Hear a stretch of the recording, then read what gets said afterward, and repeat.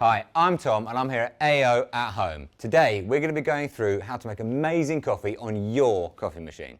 We're going to go through making a mocha and we're going to start adding some syrups into our coffees too.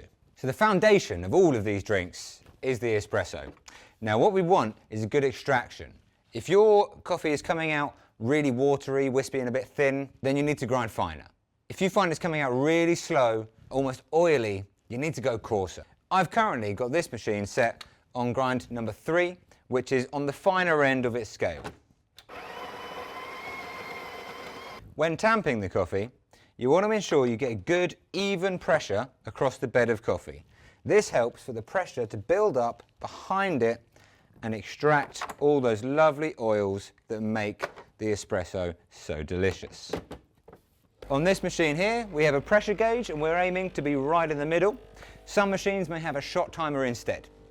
When you have a shot timer, a good ballpark figure is to look for a 30-second espresso and then taste and adjust to your preferences.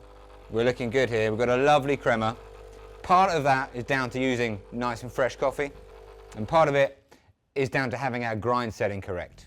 So what I'm going to do right now is I'm going to add a couple of scoops of this super fine flaked chocolate into my cup, then get the espresso pouring on top.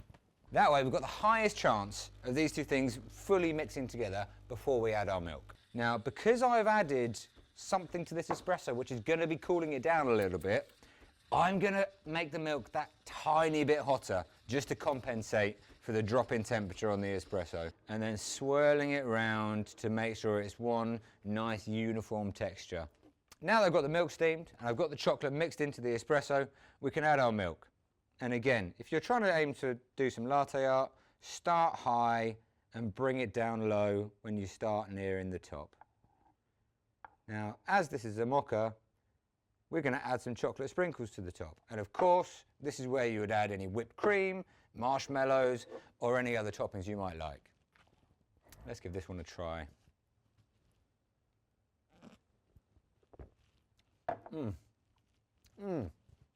Rich and creamy and delicious. You can of course add some flavoured syrup. For a cup this size, it's quite a small one, so I'm getting about 10 millilitres of syrup in there. This is caramel syrup, but these days you can get any flavour syrup you can imagine. Now that I've got that syrup in there, you just want to give it a stir. You can also add this into the cup before you pour the espresso in, just like we did with the chocolate.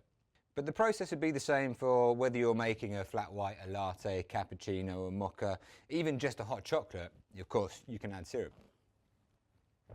Oh, that's luxury in a cup right there.